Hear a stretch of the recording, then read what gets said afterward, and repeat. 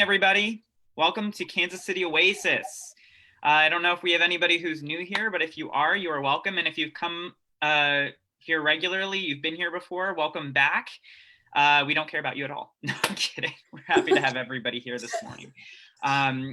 If you don't know this already, Oasis is a community of secular people who live together and enjoy 5 core values that really unify us. Number 1, people are more important than beliefs. Meaning comes through making a difference. Reality is known through reason. Human hands solve human problems, and be accepting and be accepted. These are things that really tie us together. This is what makes us tick. This is how we believe people should interact and work together. People supporting people. It's really that simple. We are really excited to have some people here joining us to do our music. We have JJ Cantrell. He's a longtime member of Oasis who is rocking a absolutely amazing new mustache. I don't know if you can give us a close-up of that at some point, but it is worth asking for. And our featured speaker is going to be Bonnie Swade. She's going to be speaking to us about her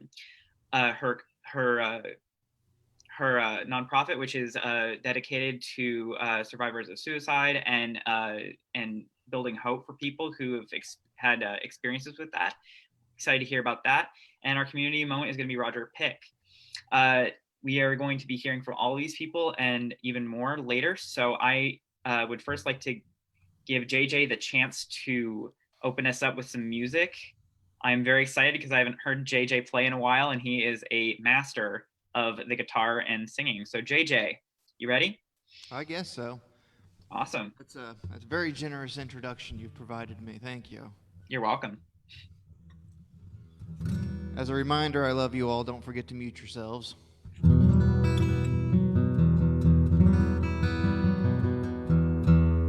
How's that guitar sound? Passable?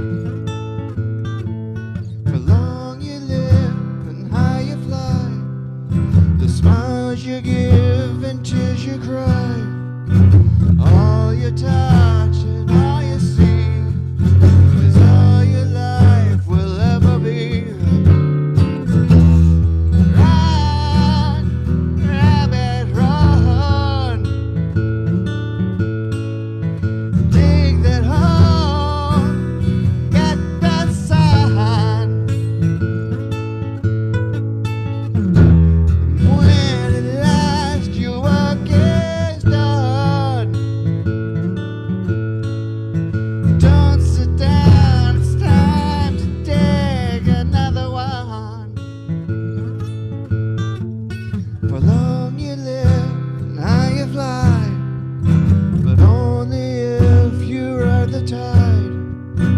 Balance starts the biggest wave. Race towards an early grave.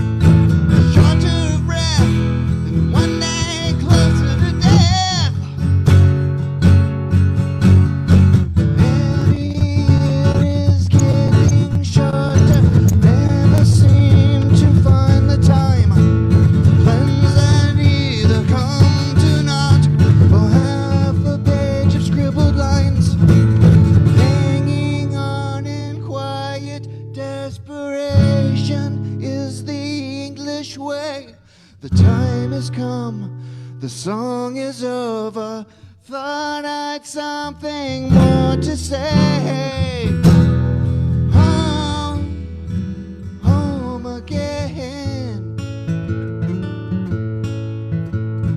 I like to be here when I can. When I come home cold and tired, it's good to warm my bones beside the fire. Far away across the field, tolling on the iron bell, draws the faithful to their knees to hear the softly spoken magic spell.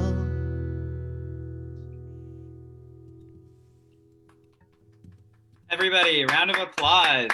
You can clap visibly, or you can do a clapping icon in your screen if you look around. I think there's an option for that somewhere. I think under reactions. JJ, thanks for doing that. That was good. Really, It's a classic. yeah.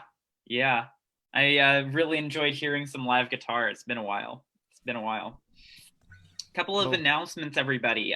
So do you want first another things song, off, or do you just want to do the one? Hmm? Do you want another song, or did you want to just do the one? Oh, were you not done? I am sorry. You know I the am good rule. for two. 2 songs. It was a good intro. Okay, then, never mind. We are going to hold off on those announcements. You're going to have to wait on the edge of your seat for those. We're going to hear some more music. I'm only excited because this is a song that I wrote, and I'm not sure I've played it for you all. I might have, but I don't think so. It's a new one. We're going to have to hear it, yeah. I've been sitting on it a long time. I got inspired, so I listened to a lot of Primus. I don't know if anybody here is a Primus fan. And if you've listened to a lot of Primus' songs, you'll notice that many of them, like the lyrics are like these odd, corny stories about things that just happen to people. And Les Claypool is way smarter than I am, so his are cool, but I wanted to write a song that was just kind of corny about people. And so I was going through my book, and I found this one, and then I was like, man, I haven't played this in forever. And I've got that rule. I always have to play an unprepared piece for Oasis when I play. And this meets that bill. So, it's also not an easy one. So if I butcher it, we'll just go on to announcements, and I won't even feel bad. You're my guinea pigs.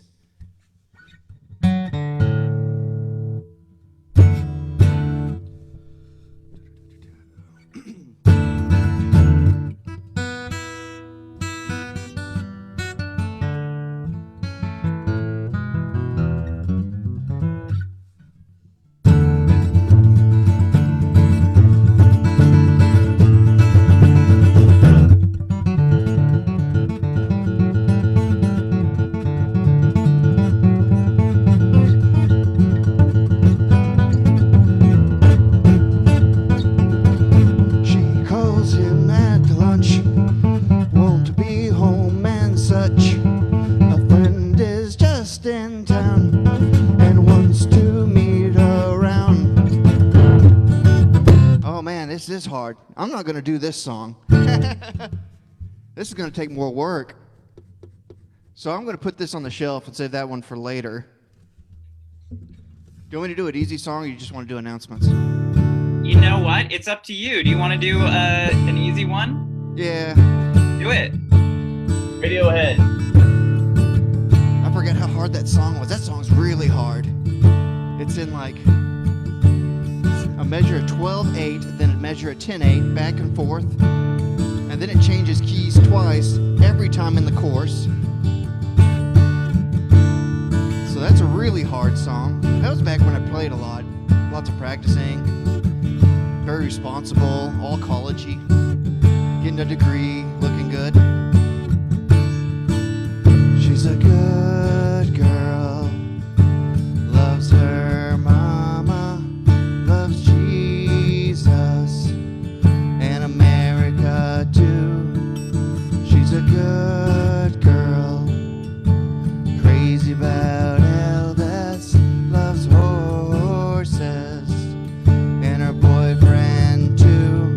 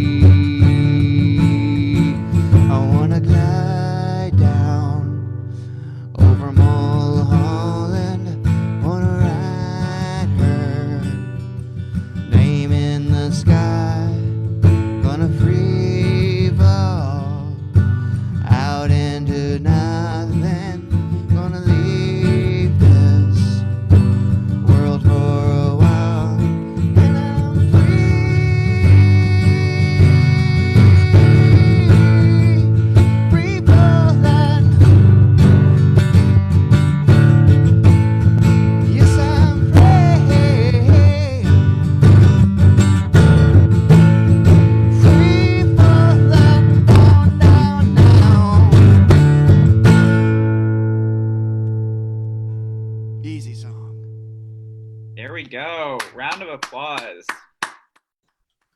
There we are. There we are. That was worth it. Yes, we needed that second song. Yeah, I was about to say, like, I know that other song sounded difficult, but unless it's like a B minor chord, I'm pretty sure I couldn't play any of them. So if that helps, not sure if I can even play a B minor anymore, but at one time I could. All right, everybody. So I'm not a guitarist, in case you didn't catch on. So quick thing, if you are new here, we have a private Facebook page. If you want to ask to join that, you do have to be approved. That's a great way to connect more with our community and find out more about how you can be plugged in, meet more people, maybe have some more conversations, see what happens maybe throughout the week as far as just, kind of random conversations. That's a great opportunity for you. A couple of announcements that you've all been waiting for with bated breath, I'm sure. We've got some birthdays this week. Lindsay's birthday is tomorrow. So she's on here. If you want to, say happy birthday here, that's fine. Or on Facebook, that works as well. JT's birthday is Tuesday. Melissa Latham's birthday is Wednesday. And this Saturday, Angela McClure is having her birthday as well. So that's this week. On a little more sober note, Sarah Gielin's grandmother passed away. So if you know Sarah reasonably well, maybe you'd be able to just, do something, say something if you want. Obviously, it's a hard time, so just be aware of that.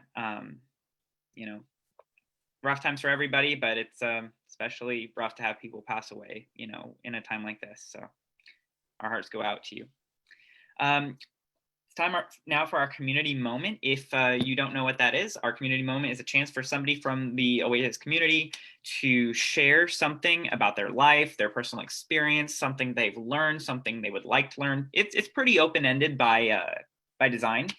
And the idea is to capture as wide an array of things in the community moment as possible. We've had people, Nikki, talk about Nicolas Cage movies. We've had a presentation on that. That was very interesting presentation. I don't know why that sticks in my head, but that was probably the most unique presentation we've ever had. I did one on Bitcoin. We just have, whatever you feel like maybe talking about, it's about 10 or 15 minutes. Well, not 15 minutes, it's closer to 10, but 10 to 12 minutes. Just basically talking about that, and it's pretty open to pretty much anybody. So if you feel like sharing a community moment, if you're inspired by Roger after this, feel free to contact Mark Dixon. He can schedule you in for a community moment. I know we need some people this month. So if you feel like dabbling your feet into a little bit of public speaking or Zoom speaking or digital speaking, however we call this, that's a great way to do that and a great way to participate in the community. Without further ado, Roger, are you about ready? Good. So Roger said his warning label would be my adult beverage of choice is coffee. I think that's true for a lot of people these days. And his 3 warning labels were fuzzy, overweight, and polite. Yeah, there you go. That's interesting descriptors. Roger, why don't you take it away? I'm eager to hear what you have to say. Good morning. Morning. I can't hear you very well. Can you speak a little bit louder, or can we boost the volume? How's that? A little bit better. It's still a bit quiet. Am I the only one? I feel like it can be I'll try to project. How's that? I'll pretend I can hear you now. University professor speaking to the back of the room. Is that better? That is better. Okay, that's what I'll do. Okay, so you can see where the fuzzy term came from. So I'm going to start sharing a screen. Bear with me for a second. Okay, so I'm hoping you see this screen. And my talk is on the agony of a Cub fan and being the husband of a Cub fan. Centered in this photo is my wife, Mary Lou. I adore her. Behind her in this photo that I took earlier this year is the face of a glacier in Chilean Patagonia. Perhaps one day I'll tell you about our challenges getting home from that trip as the novel coronavirus and COVID-19 were starting to change the world. But today I'm going to describe my role in life as a witness to her ongoing agony as a Cubs fan. You need, you need to understand that Mary Lou and I are compatible in many ways, but with baseball, it's a case of opposites attract. She loves the game. When we were dating, I once told her that a baseball game was 15 minutes of exciting action crammed into 2.5 hours. Today, I would say it's 15 minutes of exciting action crammed into about 3.5 hours. As the years have gone by, America's game has gotten slower and slower. In 3 words, that should have been the 3 words I gave you, baseball bores me. However, I'll do my best not to bore you today.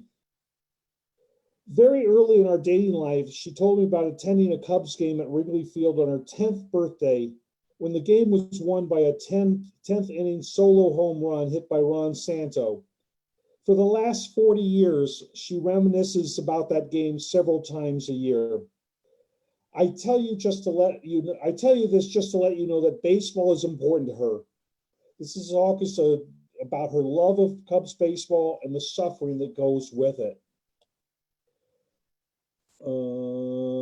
There we go. So I want to give just some examples of sports fans suffering. There's the Cubs suffering, and then there's the suffering of other teams. And Mary Lou scoffs at the suffering of other teams. For example, in 2004, the sports world went bananas over the Red Sox because they had supposedly gone so long without a championship. To a Cubs fan, their suffering was minor. Mary Lou scoffed at this. In fact, Mary Lou's agony was twofold. Not only had the Cubs gone 10 years longer without a world championship, but when Boston last got theirs, they won it by defeating the Chicago Cubs.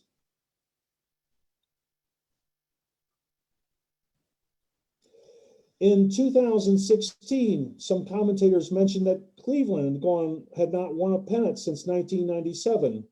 But the Cubs had gone half a century longer. I could go on and admit that other cities have suffered too, but Chicago Cubs fan agony began long before most of them were born. I want to talk about the Cubs record leading up to 2016. In 1907 and 1908, the Cubs won the World Series. 1908 was their last world championship. This was nearly half a century before Mary Lou's birth. From 1910 to 1945, the Cubs made it to the World Series 7 times and lost each time. During much of our relationship, the last time the Cubs had been in a World Series was 1945, nearly 11 years before she was born. It all began with the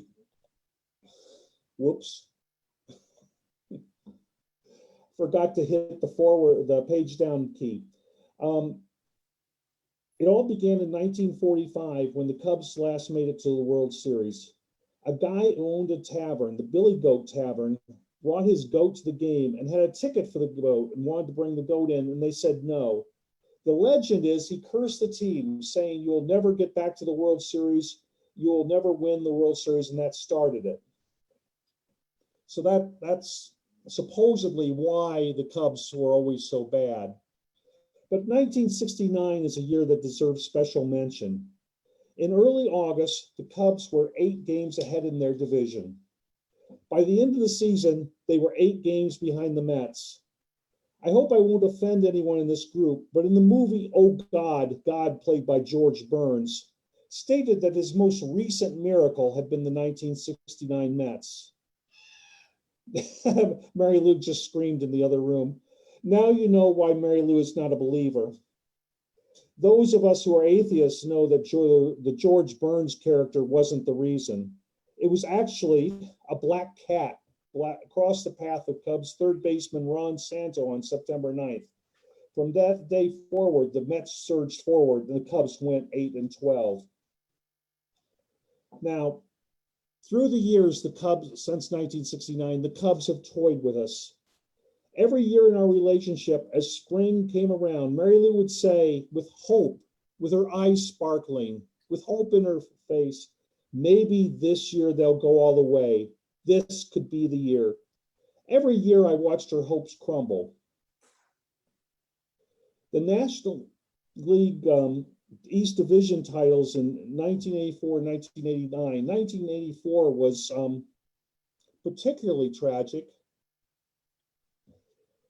as the Cubs had won 2 games and only needed to win a third. They lost 2 games because Leon Durham allowed a routine ground ball to roll between his legs. Again, this happened twice. This is a move I often did as a child, but when a professional baseball player does it, you're surprised. On October 7th, 1984, Leon Durham's error opened the door to a 4-run inning. The Padres beat the Cubs 6-3, and I hope this works. Ground ball hit the dirt right through his legs. Ground ball hit the dirt right through his legs. Ground ball hit the dirt right through his legs. That was probably enough of that.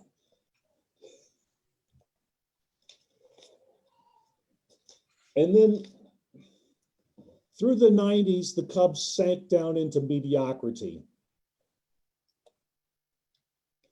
Hope arose in the new millennium. They won the National League Division titles in 2003, 2007, and 2008. But 2003 deserves special mention.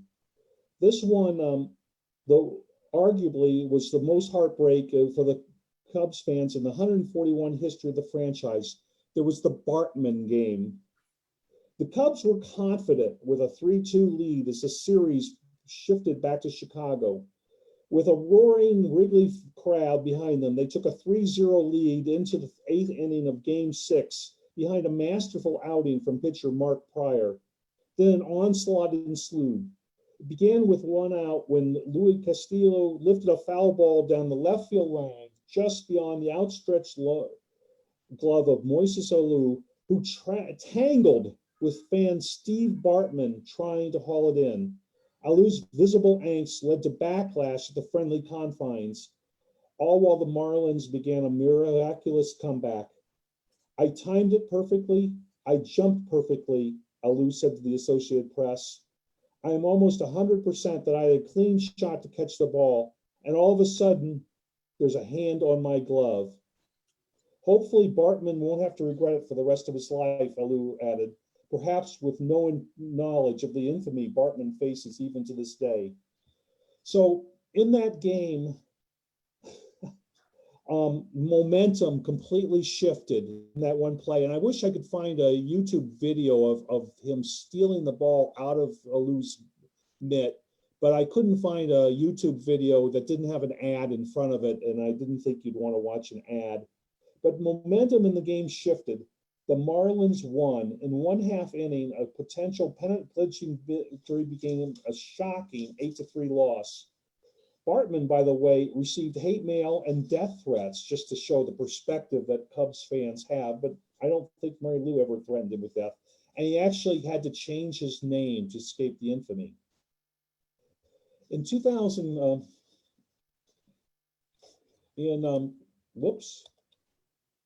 in 2015, they won the National League wild card game, but they went on to be swept by the Cubs in 4 games. I'm sorry. But they went on to be swept by the Mets in 4 games. Once again, Mary Lou had begun spring in hope, only to have disappointment in the fall.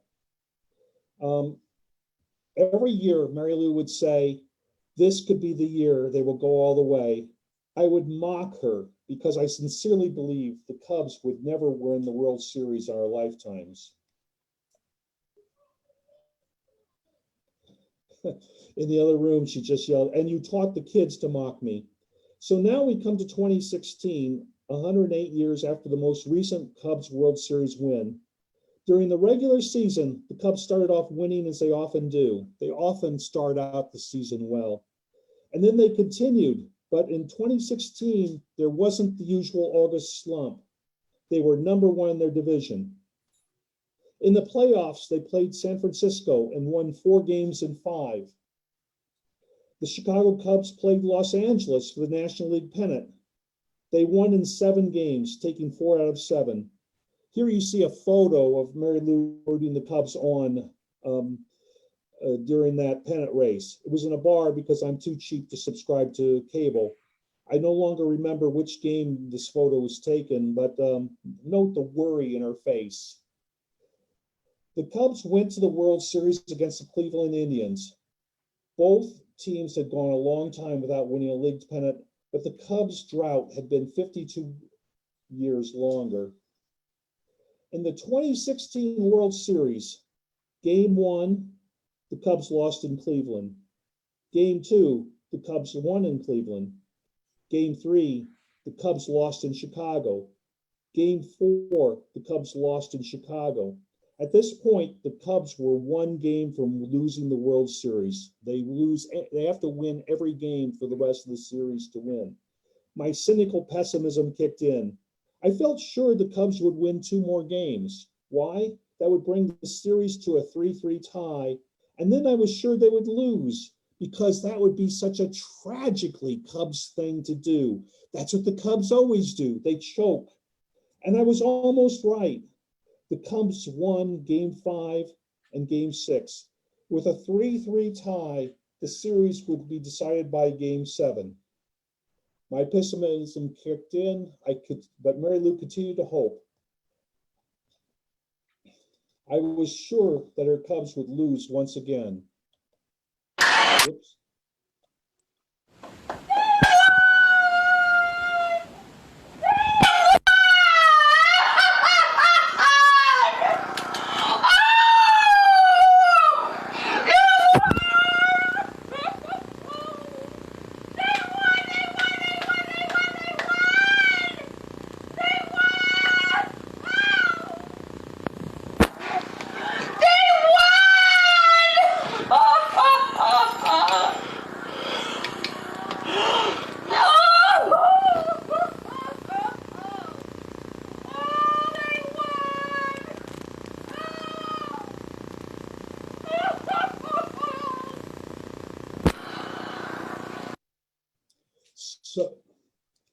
So this is why the Cubs fans endure years of agony, so that a year like 2016 can bring you tears of joy in a moment of triumphant, transcendent joy.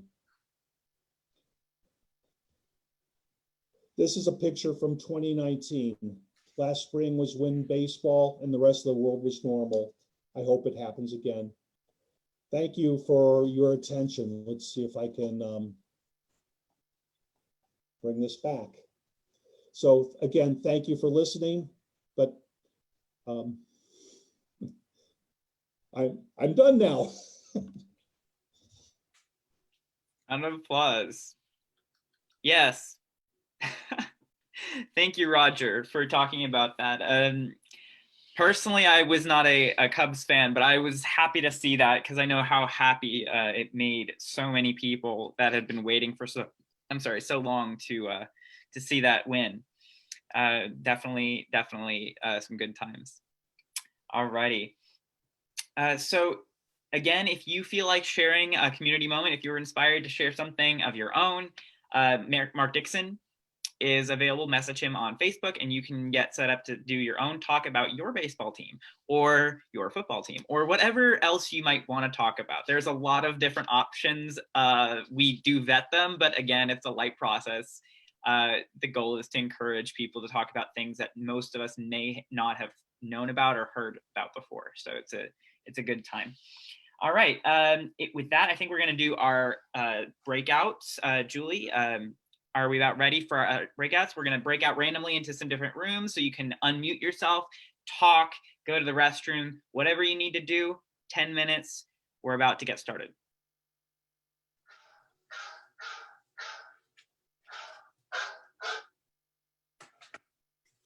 And you just hit that join breakout room button. It should be appearing on your screen. Friendly reminder, if you stay in the main room, that we are streaming on Facebook Live, and whatever you say, please keep it PG. just because we are streaming Facebook Live and everybody will hear everything and see everything you're doing.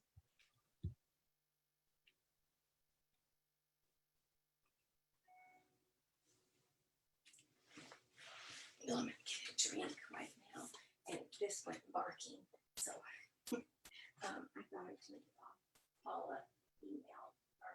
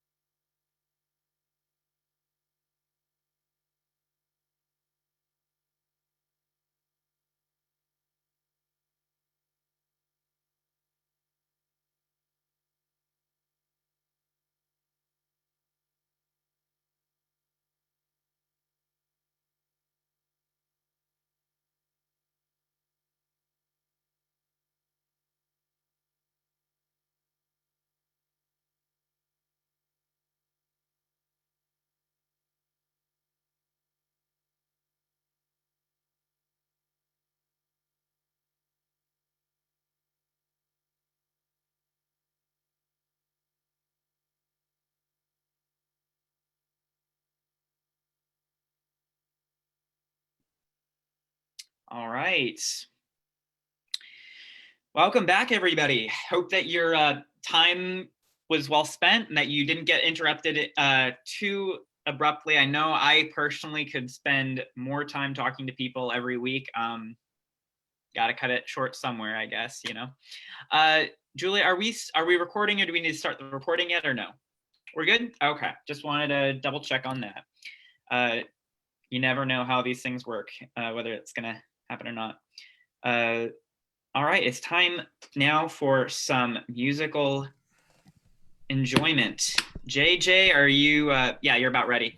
I'm still waiting for that close up on the mustache, man. I still am. And I don't know if you saw my note, but maybe the guitar could go a little bit lower for the highs. Yeah, I gained down the guitar and the vocals were distorting, and then I increased the compression. Now, one of the problems with doing all this is I don't know how it sounds.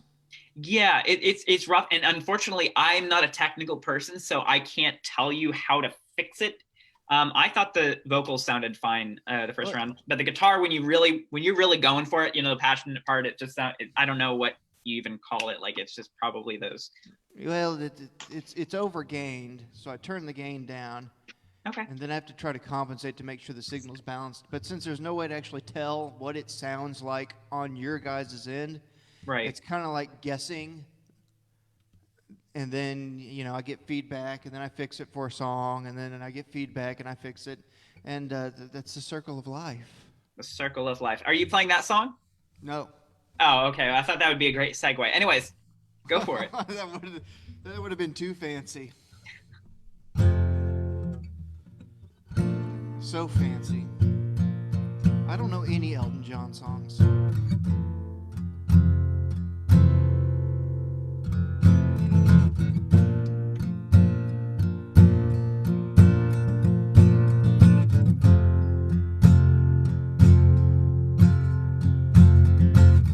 Hey now, now.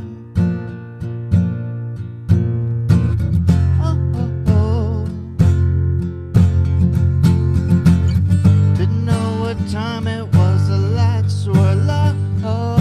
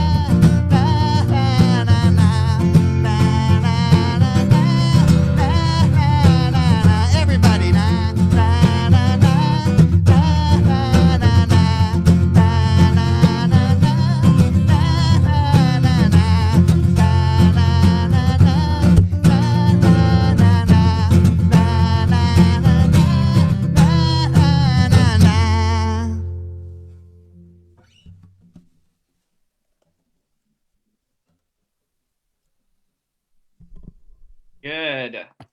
Good. Thank you, Jay. Oh, there we go. We got our close up. Nice. All right. Well, it's time for Bonnie Swade. I believe I'm pronouncing your name right. If you would get ready to start speaking, I'm going to give you a brief introduction. Okay. So Bonnie, you started, I believe it's SASS, SASS, Suicide Awareness Survivor Support chapters for Missouri and Kansas. That's an interesting thing to start, and I want to hear your story behind that. For those of you who haven't read her short bio on the Facebook event page, Bonnie is a former school counselor and has a very personal connection with this topic, as you might imagine. And there are some, I understand there's some events that you host, walks in September, October, and April, I believe are the times. Would you be able to tell us a little bit more about that, Bonnie? Like just those events, just kind of open up with that and then take it wherever you feel like going. You're muted, Bonnie. I can't hear you. Can we get her unmuted? Is that her or is that you, Julie?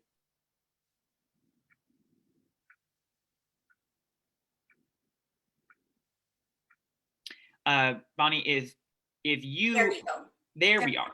Okay. Well, actually, I have those events in my speech, but I'll tell you a little bit about each one of them. Our walk is a remembrance walk that we have yearly, and we have a Hope for the Holidays event in November, which is right before the holidays start. It's to help people get through the holidays. And in April, we have a healing day. And I'm going to talk more about that in my speech. Absolutely. Do you want me to go ahead? Yeah, no, I wanted to open with those events just so that, because people want to hear about it twice, because I mean, sometimes people are trying to, like, if they're interested, they want to write it down, but they can't. It's hard to go back and do it. So I want to make sure that we get that a couple times in there. That way, if people are interested, they have an easy way of writing it down and getting a hold of you or a hold of the event details. Okay, thank you. I want to thank you all for having me speak today. I'm not going to talk today about signs and symptoms of suicide, nor will I be talking about the kinds of grief. We all know that suicide occurs when a person feels helpless and hopeless. We also know that suicide is not a selfish act, but one where a person wants just to get peace. My talk today will consist of why we started the group SASS, how SASS came to be, our remembrance walk, and other events that SASS does. Our son Brett took his life in December of 2003. At that time, suicide wasn't talked about very much, nor were people very educated about it.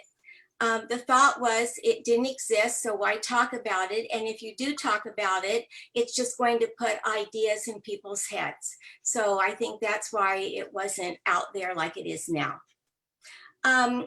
When our rabbi was getting ready for the eulogy, he asked us if we were going to want to say, was it suicide? And we said yes. We didn't see any reason to hide it. Of course, after the funeral, people went back to their homes and their lives as they should. And we kept asking ourselves why, but there were no answers. I went back to school. I was a counselor. I went back to school after the holiday break, and my husband returned to work. We couldn't comfort each other because we were grieving at different places. We found a group at Solace House. I'm sure some of you have heard of that, and stayed with them for around 9 months. They didn't actually have a group for suicide loss survivors, but there were 5 of us who had lost children to suicide, and so we made up our own group. Solace House has a closed group concept, and that means that you start the group and end the group with the same people. Nobody can come in during the time that the group is going. After a couple months, we could re-enroll for another segment if we wanted to, and they do have a set curriculum, or at least they did then. After a couple of months, we decided that maybe we could start a support group. And we knew that we had to do something because our marriage was certainly in a bad place because we were grieving differently. I played the what if game, and my husband went down to his workshop and made so many things that I can't even begin to tell you. But we made it through, and we will be celebrating 44 years in October, which I think is pretty good. After we completed our time at Solace House, which was the 9 months, I felt that I was ready to help others deal with a suicide. Remember, it still wasn't talked about like it is today. We found a counselor who trained both of us how to facilitate a support group. And the next step, of course, was to find a place to have a support group and get the word out. The problem was with churches, we thought that people would think we were religiously affiliated, which we were not. And hospitals, we didn't know if they would have us or not. The lady who trained us to facilitate a support group had a friend who was a chaplain at Shawnee Mission Hospital, which is now Advent Hospital.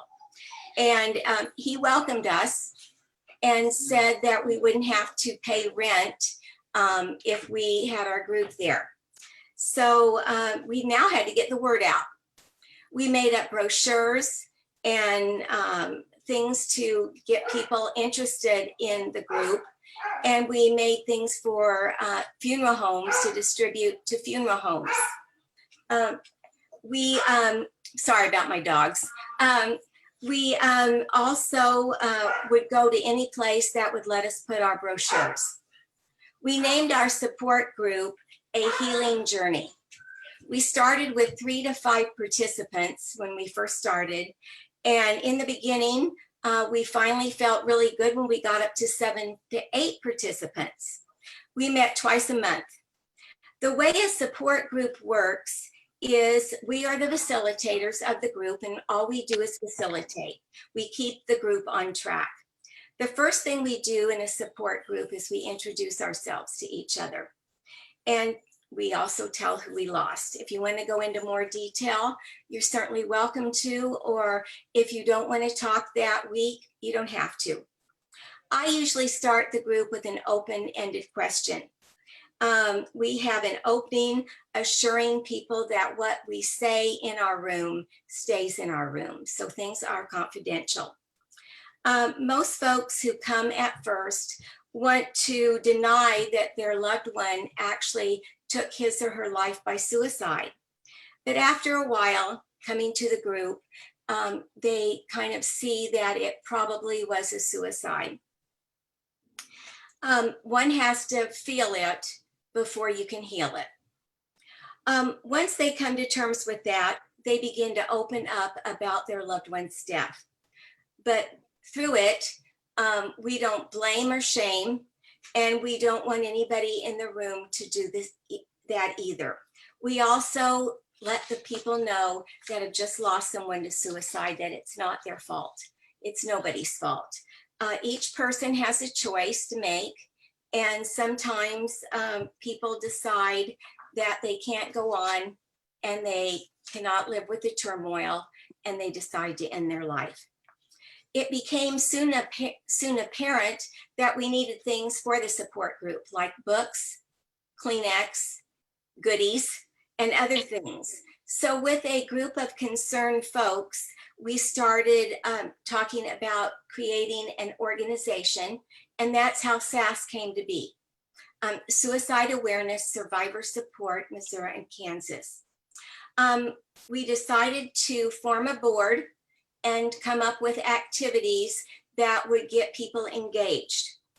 We also applied for nonprofit status for our group.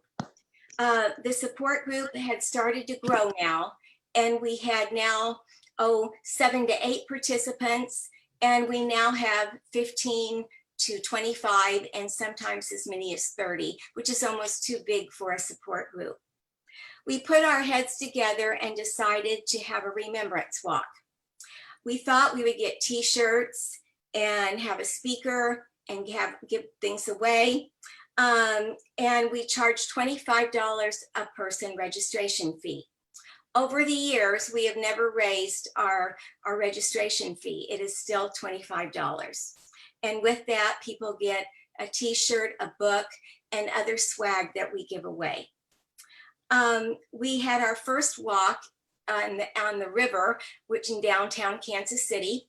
And then we were trying to find other places, and we found Cave Springs, which is out kind of on the highway towards Blue Springs.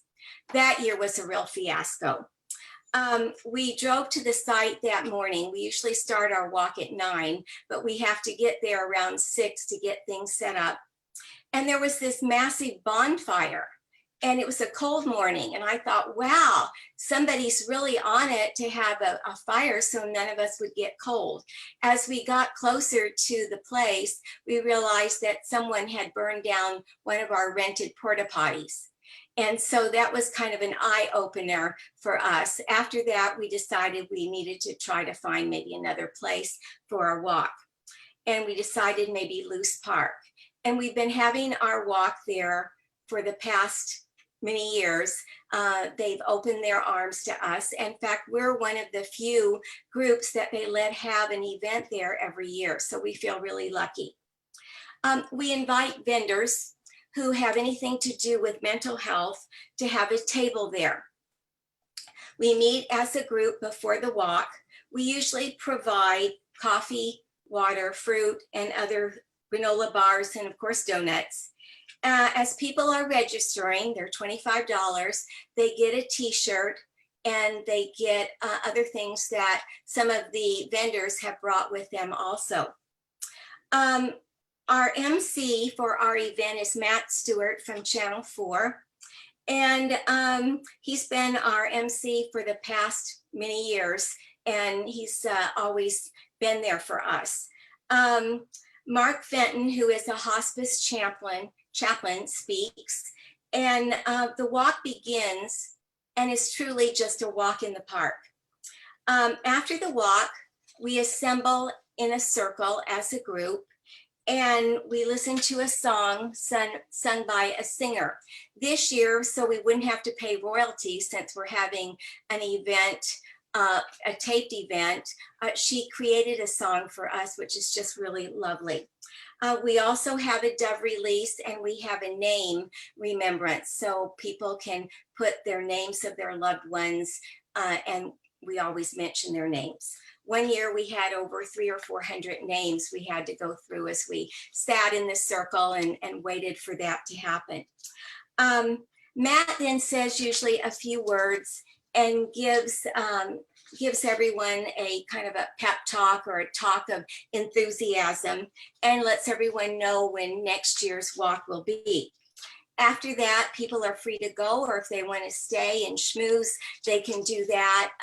A lot of times this is the first time that people have been together and they realize that they're not alone with the thought of someone in their circle, their family, taking their life by suicide. The walk is a way to unite people and to bring about a sense of closeness to everyone and help deal with the loss.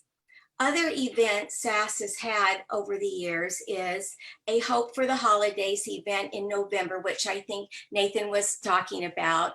That's usually at the hospital, and we usually have a speaker there, and we have usually a harpist, and she plays, and we have a song sung, and we light candles in memory of our loved ones.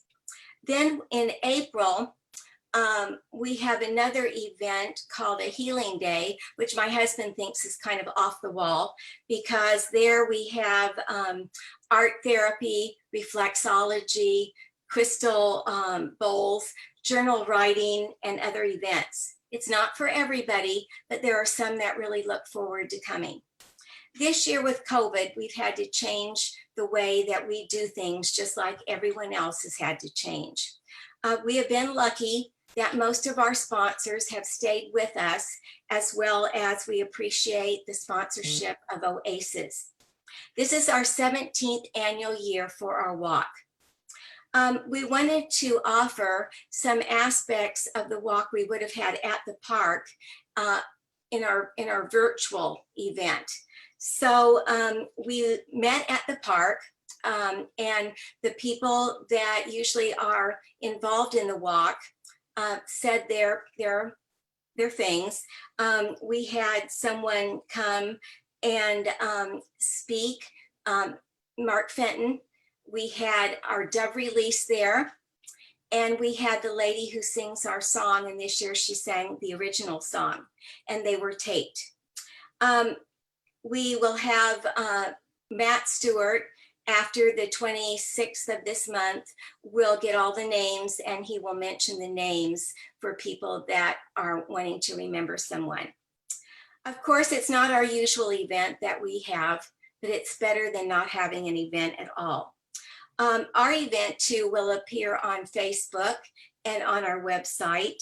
And the morning of September 13th at 9 o'clock, you can share our walk with us, as we have the many activities that we would normally have at the park. We're not doing t-shirts this year, and we don't have many things to give away, obviously, and we're waiving the registration fee. So this year we're asking for donations if people want to give. Our support group has gone virtual, just like many other walks in Kansas City this year. There are many protocols in place if we would have had our walk. So that's why we didn't have it, because we couldn't keep our distance. That's not what we're all about. And we figured it was just better to do it by Zoom or by virtual. Our support group at the hospital has now started up again. We've had our virtual support group since March. But we did get an okay by the hospital that we could start our support group again, and we've met twice. We have some protocols in place. People have to wear masks. We can only have 10 participants. They were limited to what we bring. We can't bring our books, our goodies to the meeting, but at least we're able to be there in person and see each other, mask or no mask. Our support group has also gone virtual, and one of our participants at our group does our virtual support group the same time that we have the group at the hospital. So if you can't come to the hospital for the group, you can get online and participate virtually. So I leave you with this. It's a saying by Iris Bolton, who lost her son to suicide. I don't know why. I'll never know why. I don't have to know why. I don't like it. I don't have to like it. What I do have to do is to make a choice about my living. What I do is to accept my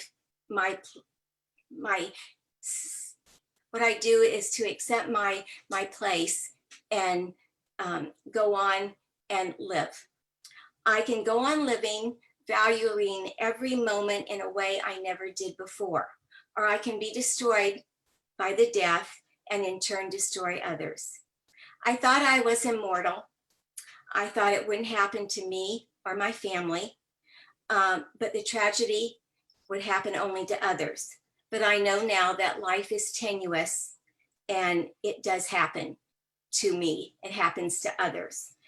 So I'm choosing to go on living, making the most of the time I have, valuing my family and friends, and in a way I never thought possible. And this is what I firmly believe, that suicide is everyone's business. I guess I'll open up for questions at this point, if any of you have any questions. Yeah, so if anybody wants to ask a question, go ahead and message, put that in the group chat. If you look down at the bottom, I believe it's the bottom of your screen if you're on a computer or on a mobile device. I believe it's on the bottom as well, but it might be on the top. It says there's a little messaging bubble with the words chat. You can click on that and it'll message to everybody, and you can put your question there and I'll read it off for you. And I'll give you a minute to do that. That way we can have it, kind of one at a time, and I'll read that off for you and we can filter that. Bonnie, that's a heavy topic, but I do like that there's, you have those walks and it's the support, because people need that. People need to understand more about the topic. It is something, like you said, that a lot of people just, at least, maybe not so much anymore, but it's just a lot of people just didn't want to talk about it. It's hard for people to know what to say. It's one of those things where there's no perfect solution, like, oh, we can make it all, make it all better or something like that. It's really hard, but I'm glad that you're finding that people are more open to talking about it a little bit, and that people are finding each other to build that support. That's amazing. Question from Roger and Mary, is there going to be a non-virtual walk next year? Maybe the April are you planning on that? Has that already been moved to virtual, or is that still a physical walk as of the present, or have you just not made any decision yet? Well, we hope that we'll be able to have our walk next year at the park and do all of our other activities. I don't know that we're going to be able to do our Hope for the Holidays event this year at the hospital, because they are limiting us to 10 people. And it would be hard to decide which 10 should come. And so I don't know that we're going to be able to do that. We're going to hold out for maybe the healing day in April. Hopefully things will have settled down by then, and we can have it in person and then have our walk as usual. Okay, good. There's a good amount of interest around that stigma. So I'm going to combine, I think Michaela and Guy both were talking about this. So you said that there's been some changes since 2003 when there was that stigma. There's, people wouldn't talk about it.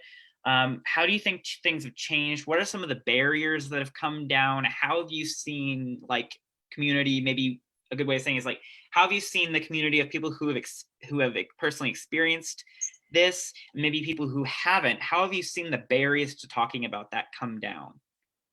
Well, I think the main thing is to let our survivors know that they need to talk about it with people. It's nothing to be shunned about. And the more we talk about it, the more open it is and people are willing to listen. There have been some groups that have started since 2003. One is the Johnson County Mental Health Coalition group that deals with suicide. Another one is Speak Up, which goes into the schools and talk. We wanted to go into the schools after our son died, but we weren't allowed to because, as I said, people had the mindset that if you talk about it, someone's going to act on it, and that wouldn't be very good to have that. And so they kind of told us not to say anything about suicide. And so we didn't. But over the years, there's been some other groups that have come up. And it seems like the stigma is lessening than it ever has been. We still have people in our group that are very embarrassed about the fact that their loved one took his or her life by suicide. But, it's just like anything else. It's a brain illness. Nobody fears talking about diabetes or a heart ailment or something like that, but we seem to be all hung up about talking about anything with our mental mind. And so we're trying to take away the stigma of suicide. So let's see. For somebody who is who's very fresh, like this, like within the past month, has had someone close to them, pass from this, how would you suggest, like, what are some first steps that you would suggest them taking? Well, we used to have people that would come to our group, and it would be maybe months or years before they would come to the group. But lately, we've had people that have come to our group right away. And it helps them to know that, first of all, that there are others who have experienced some of the same things that they have. And it feels good to have a closeness with people that you might, a lot of your friends, you lose your friends. A lot of them don't know what to say, so they say nothing, which is too bad. And so we really try to encourage people to talk about it and learn about it, speak about it, and not be ashamed of it. Yeah. That's a hard thing, like, just hard to imagine, because for me, I feel like the hard part would be, you're like, okay, so, why couldn't you stay for me? Like, it's like almost like if like I'm not an anchor enough to bring someone. And for me, that's what I would be feeling, just that sense of, I wasn't enough to keep this person here with me. And that, for me, that's what would be so hard. And maybe that's part of where the shame comes from. Like, what do you tell somebody who's feeling that kind of feeling? We tell them that their loved one had a choice to make, and that choice obviously was to find peace. They felt helpless and hopeless, and you can't take on someone else's hurt because it's not our hurt. We did everything we could for our son, and he finally took his life. And most of the people in our group have been there for their husbands, their sons, daughters. But after a while, you realize that you really can't be in somebody else's head. And because if we could, they wouldn't have died. Mm-hmm. What are some of the like demographics of all this? Like, college students, I understand, are maybe at a higher risk. Are there some other factors to look for people? And are there some other resources for prevention that you could suggest? Well, like I said, there's groups that are going into schools now, junior highs, middle schools, high schools, and college. And they're giving the information of, some of the things to look for in a person that might be thinking about suicide. And one of the things is you just come out and ask. We used to be afraid to ask the question. And now we ask, are you thinking about suicide? And if they say yes, then you need to get them some resources. And there are some resources out there. There's some hospitals that will take someone that is thinking about suicide. There's some attempter groups. There are some Pathway to Hope has a group. So there are organizations, NAMI is another one that has a group. So those are the groups that are there to help people who are thinking about taking their lives. After you've already taken your life, there isn't much to do but learn how to deal with it and learn how to help others, I think. Yeah. All right. Well, I think that is all the time we have for questions today. Bonnie, thank you so much for sharing with us and being able to talk about this. I think it's very important to have people discuss this as a way of continuing to reduce that stigma for people and bringing that into the public awareness, for sure, because separation and loneliness and that shame kind of keeps people from addressing and solving what can be solved. So I'm so appreciative of you being here to talk with us today. Thank you. All right, just for a reminder, everybody, if you want to check to make sure that you're muted, just in case you are still unmuted from the chats earlier, make sure that you're muted if you're not speaking. Just a quick thing for that. We're going to move on to our final musical session and our donation time. Oasis is a 501c3 volunteer run. We are donation dependent. Like any other 501c3 like this, we depend on that to keep going and to continue to bring you the content and the topics that we bring you every week, and helping bring everybody together to form secular community. It is rarer than you would think. And me personally, when I was at college, I became a non-believer shortly before I went. And when I was there, I had no secular community for more than a year and a half. And that was rough because I was at Christian school. So there's nobody there that I felt I could connect with. So when I found Oasis, I found, I was looking online. I was like, where's a secular community? And I found Oasis in Kansas City. And it was, a couple hours from where I was. So for me, that's been a really important thing. And if you want to support the kind of community like we have here, that is that one, that where kind of community that supports community without the need for a religious basis and religious commitment, this is a place for you to support. This is a place for you to give some money to help us continue to do what we do. If you want to give by text, we have a phone number that you can text, 816-839-7656, 816-839-7656. We take credit card, debit card. You can give online. There's ways to set up recurring. If we can get that link in the chat, Julie, that'd be great. And with that, I will let JJ play us some more music before we head out for the day. JJ, you ready? Wonderful.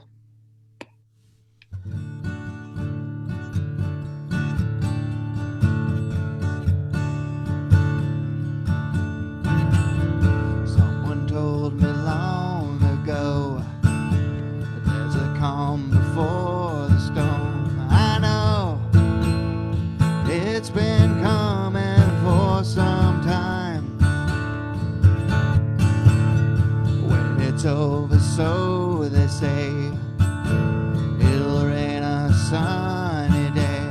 I know, shining down like water. I wanna know, have you ever seen the rain? I wanna know, have you ever seen the rain coming down on a sunny day? Yesterday and days before, sun is cold and rain is hot. I know, been that way for all my time, till forever on it goes, through the circle fast and slow. I know, it can't stop, I wonder.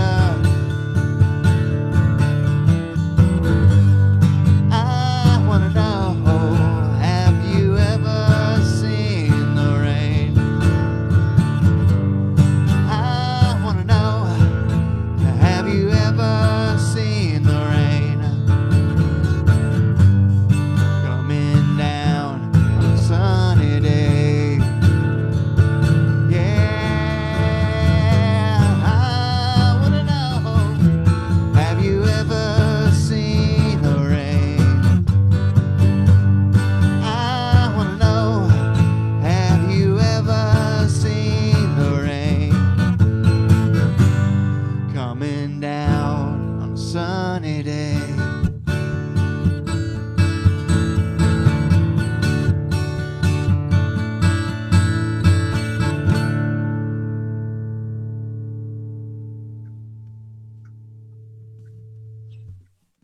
All right, thank you, JJ. That's good. Like I said, guys, everybody, the link to donate is online there. If you want to do a recurring donation, those are the best. Even if you do like $1, that is amazing and helps us plan. So that's the best way to give. If anybody, Julie, are we going to be keeping the Zoom open here for a couple of minutes afterwards, or are we going to close it down? Are you there? I think she's still there. Sometimes we leave this open to chat for just a little bit. If you want to chat after the meeting, that is fine. Keep it PG because this is Oasis, so keep it PG for everything. But if you want to visit for a little bit, that's a great thing you can do. If you want to continue some conversations from the chat from earlier, that's also possible. If not, welcome. again to everybody who came today, and we look forward to having you back next week and seeing all of your faces and enjoying some further community. Without further ado, have a great Sunday, everybody. Bye.